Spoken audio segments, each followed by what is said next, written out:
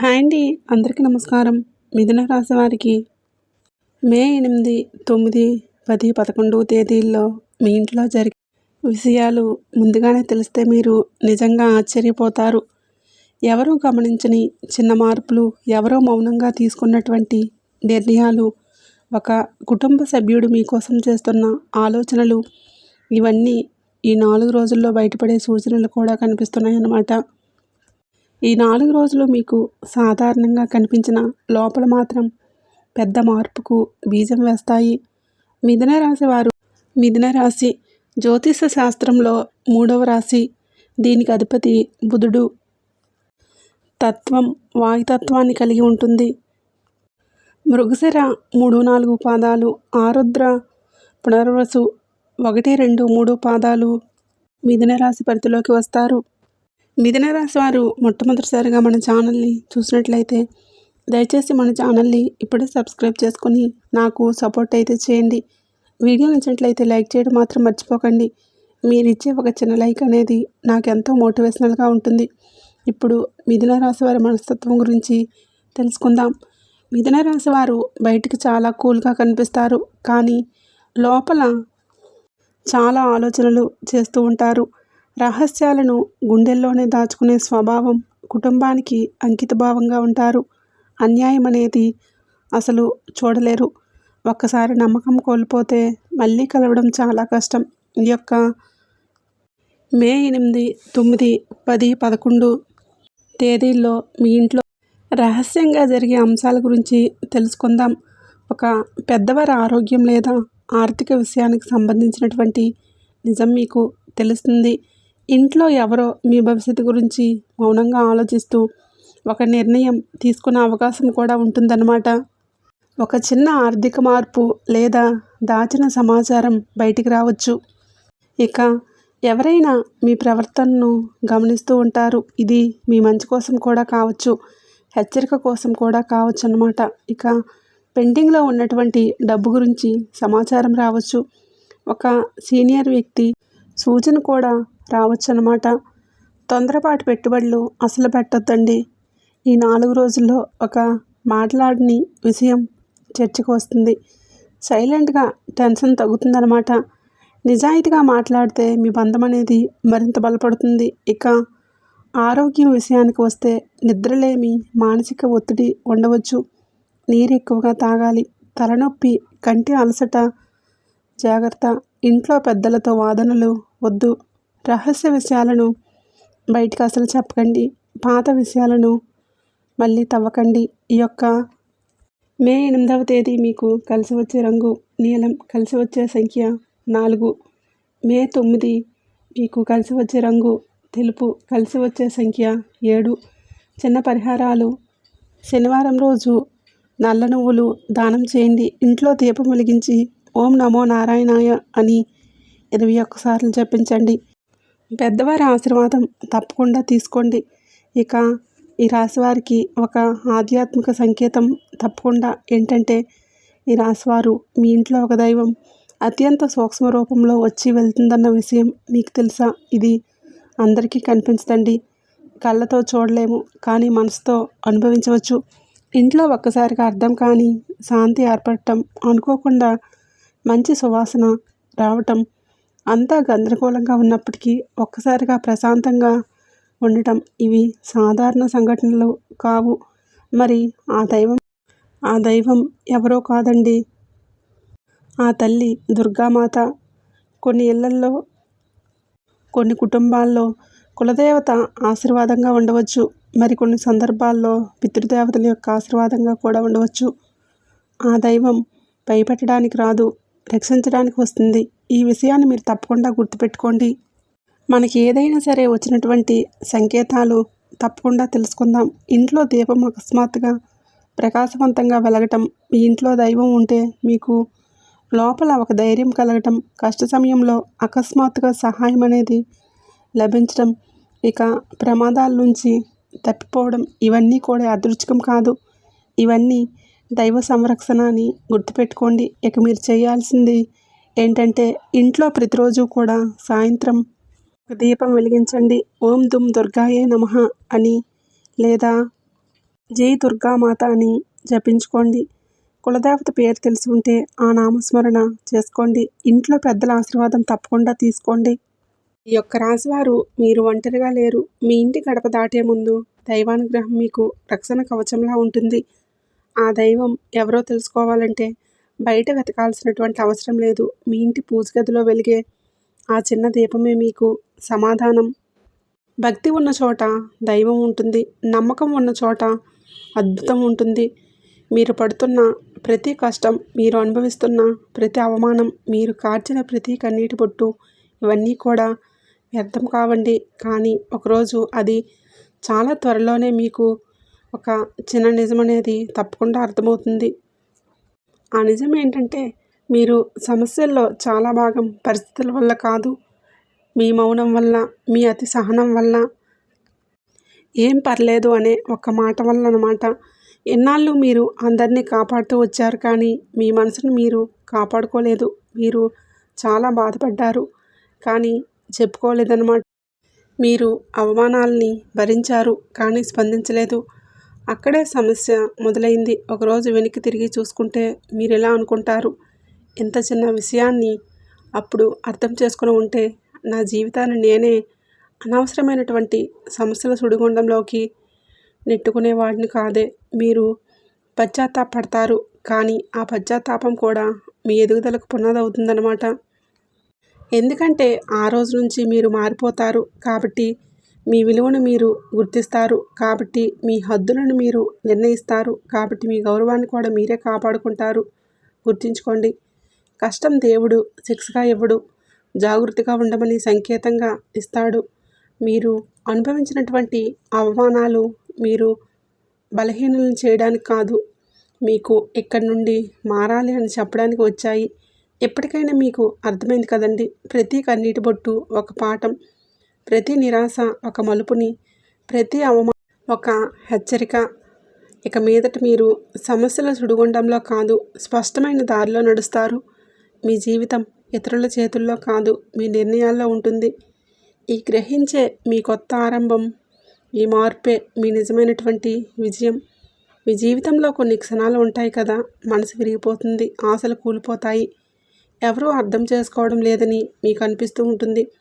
అప్పుడు మనలో ఒక ప్రశ్న పుడుతుంది, దేవుడు నిజంగా ఉన్నాడా? ఉంటే మా కష్టాలు ఎందుకు చూడటం లేదు? మా మీదనే ఎందుకింత పగబట్టాడని. ఈ మాటలు మీరు ఎప్పుడో ఒకసారి మీలో మీరే అడిగారు. కొన్ని క్షణాలు భగవంతుడి మీద కోపం కూడా వచ్చింది, ఆయన్ను నిందించిన సందర్భాలు కూడా ఉన్నాయి.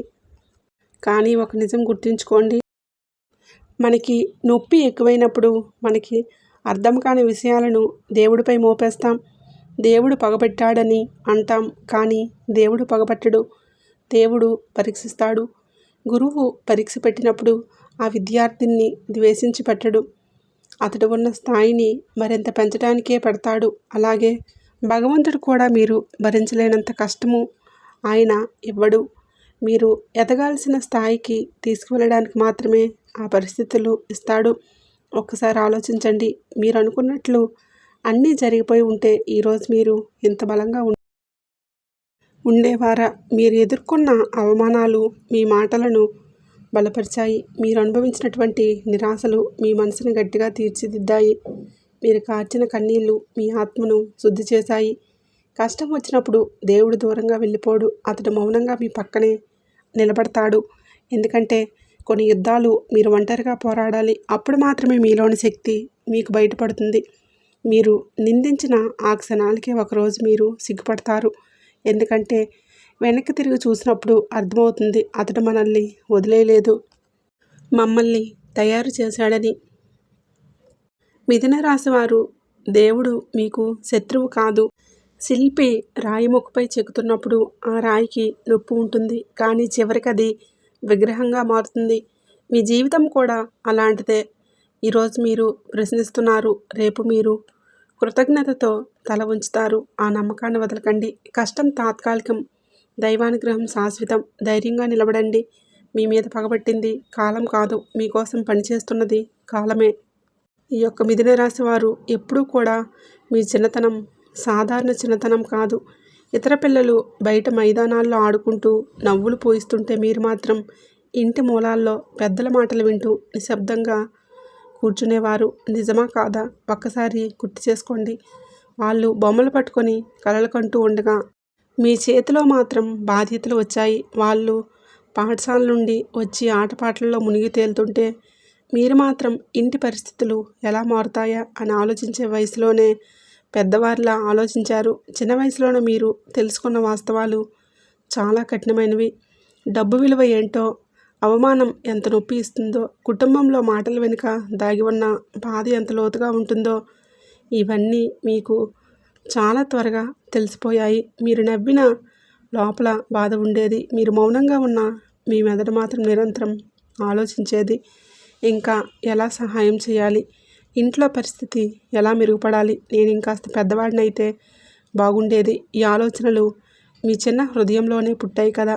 చిన్నతనం మీకు ఆటల కాలం కాదు, అది శిక్షణ కాలం అయ్యింది.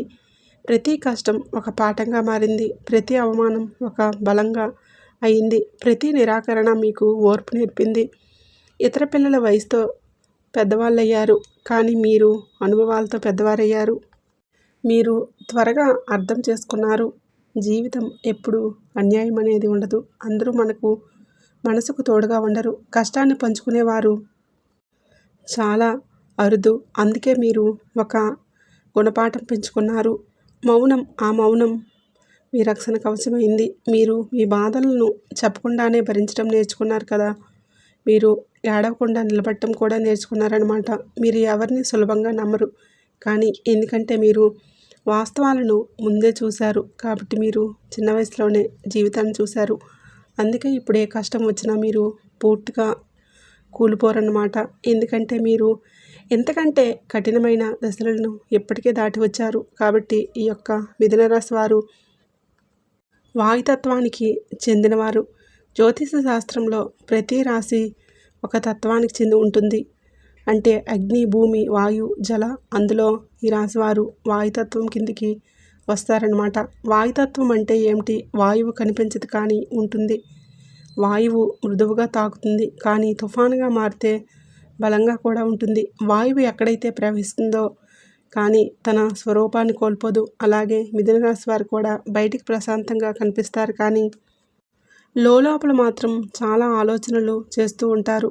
ఎవరితోనైనా కలిసిపోగలరు కానీ పరిస్థితులకు తగ్గట్లుగా కూడా మారగలరన్నమాట. వాయుతత్వానికి చెందినవారు కాబట్టి మిథున రాశి వారికి ఆలోచన శక్తి అనేది చాలా ఎక్కువగా ఉంటుంది. స్పందించరు, ముందుగా పరిశీలిస్తారనమాట. ఇక కోపం వచ్చినా బయటకు చూపించరు, లోపలే దాచుకుంటూ ఉంటారు. ఎంత కష్టం వచ్చినా ఇది కూడా పోతుందని భావిస్తారు. చిన్న విషయాలపై పెద్దగా స్పందించడం పెద్ద చిత్ర చూస్తారనమాట. ఈ యొక్క మిథున రాశి వారు వాయుతత్వానికి చెందినవారు కాబట్టి వారిలో ఓర్పు, సహనం, విశాల హృదయం ఎక్కువగా కనిపిస్తూ ఉంటాయి.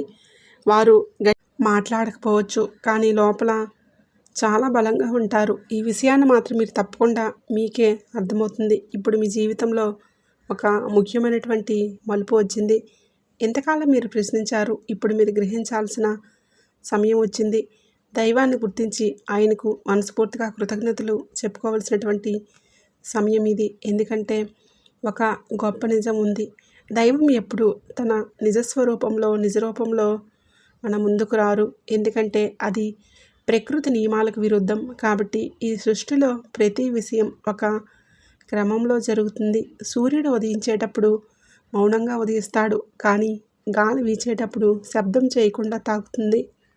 వర్షం పడేటప్పుడు ముందుగా మేఘం రూపంలో వస్తుంది. అలాగే దైవం కూడా ఆయన నేరుగా మన ముందుకు వచ్చి నేనే నీకు సహాయం చేశానని చెప్పరు. అలా మన విశ్వాసం పరీక్ష కాదు, అది ప్రత్యక్ష సాక్ష్యం అవుతుంది. దైవం పరీక్షల ద్వారా మాట్లాడతాడు కానీ సంకేతాల ద్వారా సూచిస్తాడు, పరిస్థితుల ద్వారా మలుస్తాడు. మీకు ఒకసారి ప్రమాదం తప్పిపోయిందా? ఎక్కడో సహాయం అయితే అందిందా? ఎవరైనా సరైన సమయంలో మీకు తోడుగా నిలిచారా? అదే దైవం. ఆయన మనిషి రూపంలో వస్తాడు, ఒక స్నేహితుడి రూపంలో, ఒక పెద్దవారి ఆశీర్వాదం రూపంలో, ఒక చిన్నపిల్లవాడిని చిరునవ్వుల్లో కూడా కనిపిస్తూ ఉంటారన్నమాట. అలాగే ఈ యొక్క మిథున రాశి వారు ఎప్పుడూ కూడా దైవం ఒకే రూపంలో రాదనే విషయాన్ని గుర్తుపెట్టుకోండి. ఇది ఆలయంలో ఉన్న విగ్రహం మాత్రమే కాదు, ఆకాశంలో ఉన్న ఒక అద్భుత కాంతి మాత్రమే కాదు, కొన్నిసార్లు నాలాంటి వాళ్ళ రూపంలోనూ మీ ముందుకు కూడా వస్తుందన్నమాట. మీకు ఒక మాట చెప్పడానికి, ఒక ఆలోచన కలిగించడానికి, ఒక హెచ్చరిక ఇవ్వడానికి కొన్నిసార్లు అది శుభ సంకేతం రూపంలో కూడా వస్తుంది. మీరు నిరాశలో ఉన్నప్పుడు ఒక్కసారిగా మంచి వార్త వినిపించడం, ఎదురు చూసిన ఫోన్ కాల్ రావటం, అనుకోకుండా ఒక అవకాశం కూడా దొరకటం, ఇది యాదృచ్ఛికం కాదు. కొన్నిసార్లు అది పక్షి అరుపు రూపంలో కూడా ఉంటుందన్నమాట. ఈ విధంగా మీకు సంకేతాలు కనిపిస్తాయి. చూసారు కదండి.